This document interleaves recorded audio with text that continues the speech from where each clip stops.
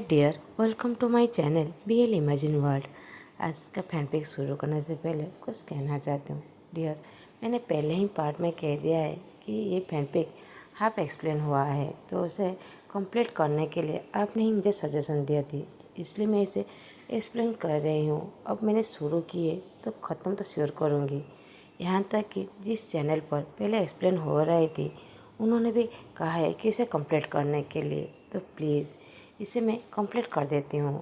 और अगर आप लोगों ये एक्सप्लेन नहीं सुनना चाहते तो प्लीज़ थोड़ा सा इंतज़ार कीजिए। जैसे ही मुझे दूसरा फैनपिक मिल जाएगा, इसके साथ मैं इसे भी एक्सप्लेन कर दूँगी।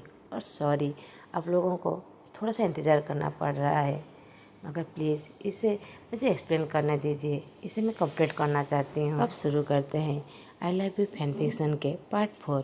पिछले पार्ट में हमने सुना था ईपो जान को कुछ दिनों से मिलना चाहता था, मगर जान एग्ज़ाम देने के बाद छुपके से वहाँ से चला जाता था। मगर ग्रेजुएशन डे पर ईबो को चांस मिल जाता है कि वो जान को मिल सके। अब आगे की स्टोरी। अब ग्रेजुएशन डे पर ईबो को चांस मिल जाता है जान से मिलने के लिए।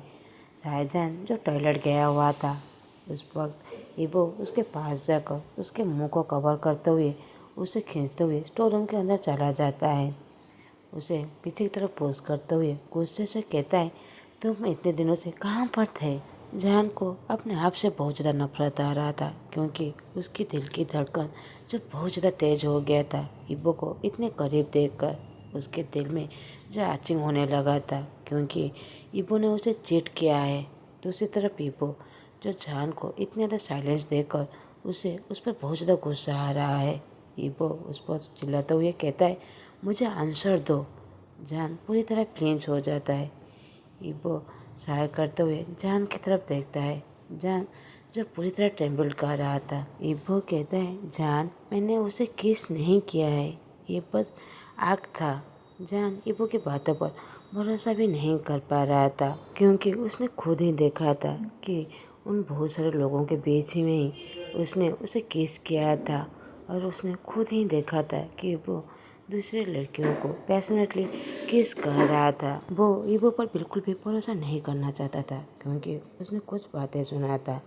जान कहता है, ईबो क्या तुमने अपने पेरेंट्स से नहीं कहा है कि तुम मुझसे प्यार नहीं करते?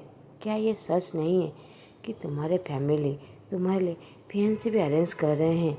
ईबो जान की बातें सुनकर पूरी तरह सरप्राइज हो जाता है। जान को कैसे पता चला कि उसके पेरेंट्स उसके लिए फियांसी अरेंज कर रहे हैं? ईबो ये बात तो पूरी तरह भूल ही गया था।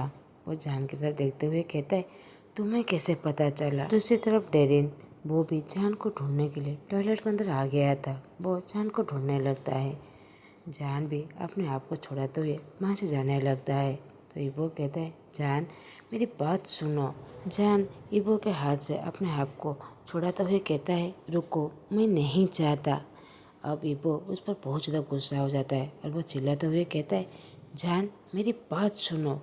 ये कहकर वो उसके रिस्ट को और टाइटली पकड़ लेता है। जान के आंखों में आंसू आ गया था। वो रोते हुए कहता है, मैं नहीं चाहता, मुझे जाने दो। ईबो उस पर आर्गुमेंट करे उससे पहले ही डोर का हैंडल जो टूट जाता है। वो सामने देखता है जो डेरियन था। डेरियन गुस्से से ईबो के पास जाकर ईबो को हार्डली पंच करने लगता है।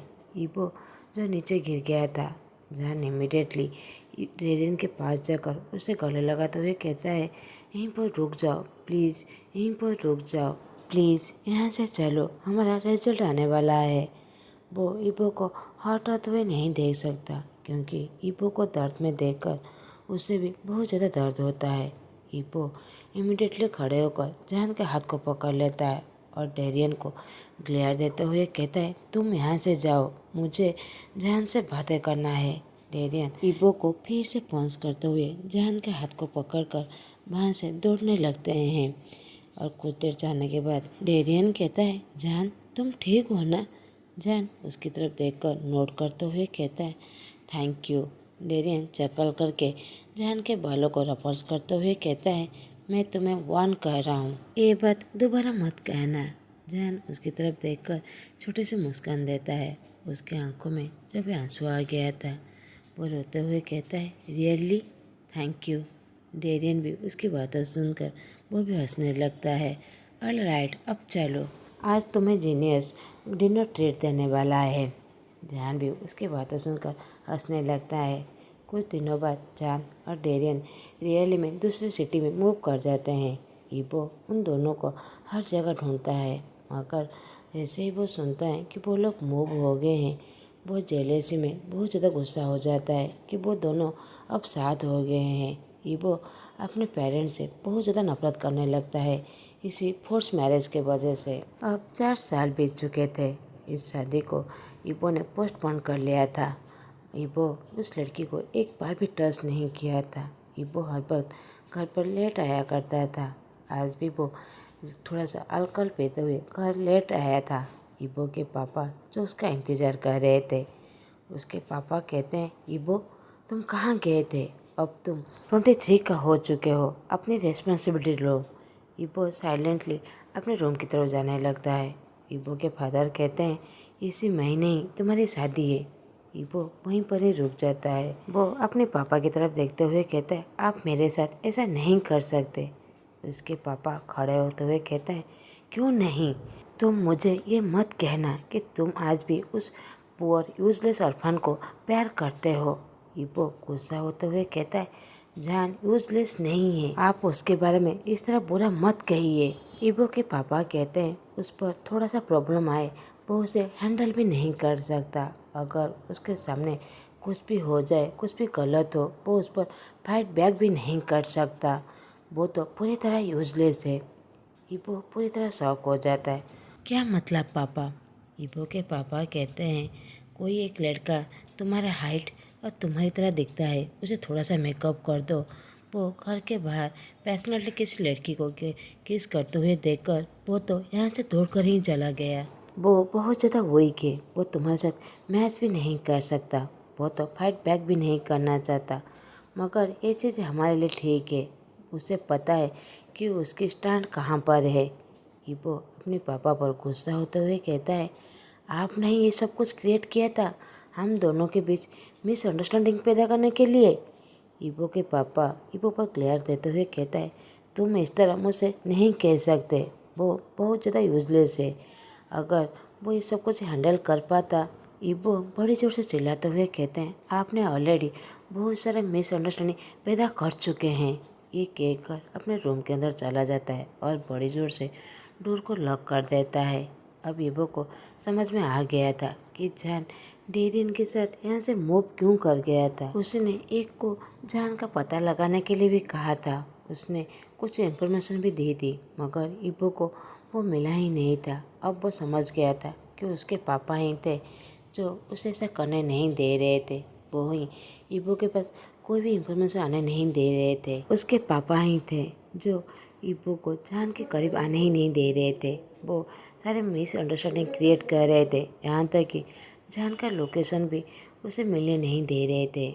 ईबो एक बनी सी सब टॉय को टाइटली पकड़कर रोते हुए जस्ट इमेजिन कर रहा था कि जैसे ही जान उसे मिल जाएगा, उसे सारी बातें क्लियर कर लेगा और उसे अपना बना लेगा।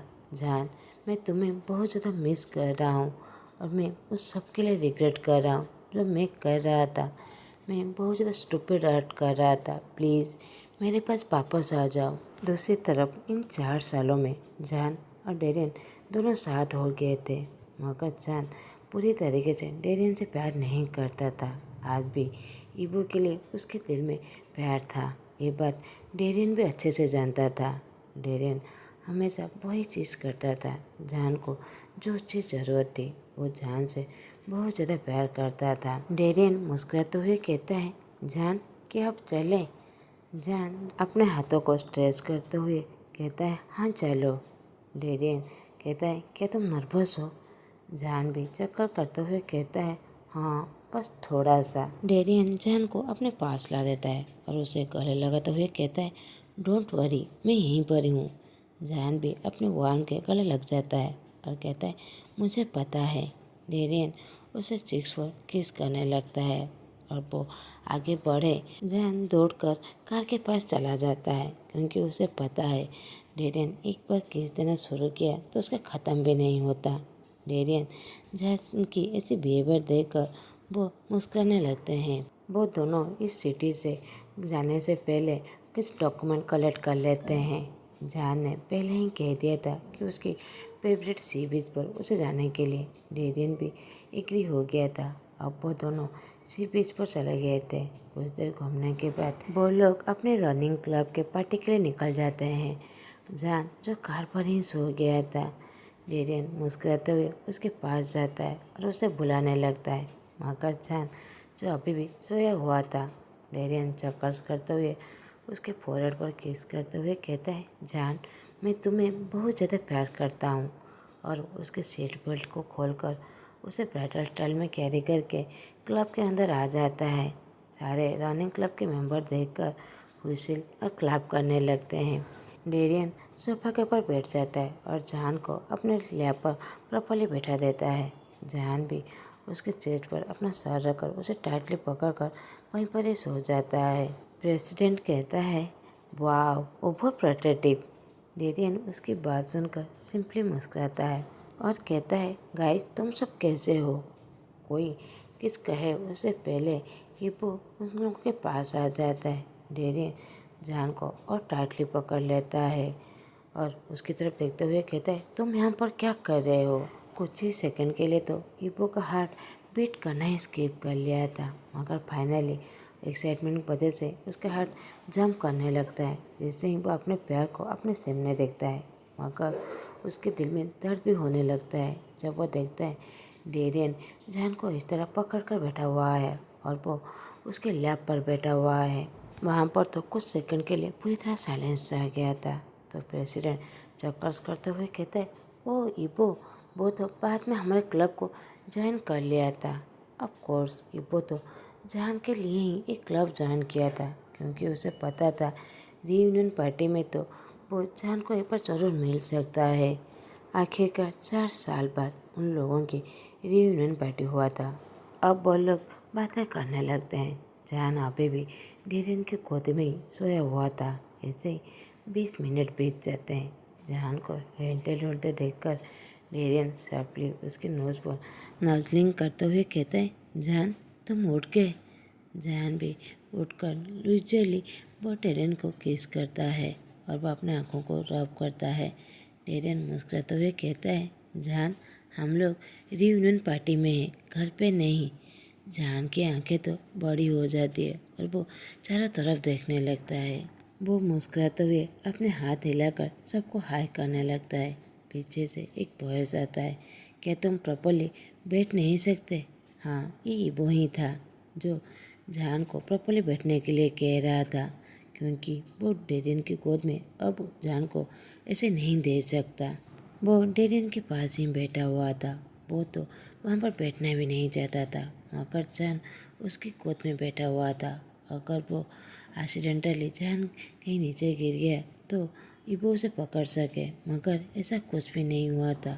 इबो के दिल में बहुत ज़्यादा दर्द होता है जब वो देखता है जान डेरियन को किस कर रहा है।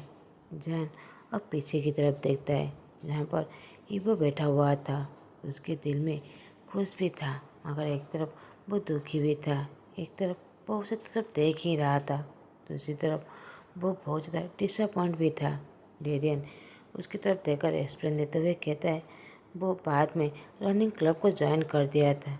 जान उसकी बात सुनकर नोट करता है और वो डेरियन के पास जाकर बैठ जाता है। इबो जो गुस्सा होकर उसकी तरफ देख रहा था। जान के पास कोई भी चॉइस नहीं था वो डेरियन के पास बैठने के अलावा, क्योंकि वो इबो के पास जाकर नहीं बैठ सकता। अब कुछ देर वो लोग ऐसे ही बातें करने लगते हैं और वो डेयर एंड डेयर खेलने लगते हैं। इबो जान के पास बैठा हुआ था। जान डेरियन के पास थोड़ा सा मूव होने लगता है। इबो भी उसके पास और थोड़ा क्लोज हो जाता है। उन दोनों के बीच में भी और थोड़ा सा गैप था, तो प्रेसिडेंट इबो को और थोड़ा सा मूव होने के लिए कहता है। तो इबो जान के और करीब चला जाता है, मगर बेचारा जान जो ऑलरेडी डेरियन के बहुत ज़्यादा क्लोज हो गया था, अब उसके पास थोड़ा सा भी स्पेस नहीं था कि वो इबो से और थोड़ा सा दूर जा सके। आज का पार्ट मैं यहीं पर ही ख़त्म करता हूँ। आप लोगों को मेरा एक्सप्रेशन अच्छा लगे प्लीज़ लाइक कमेंट और सब्सक्राइब कर दीजिएगा। Thanks for watching.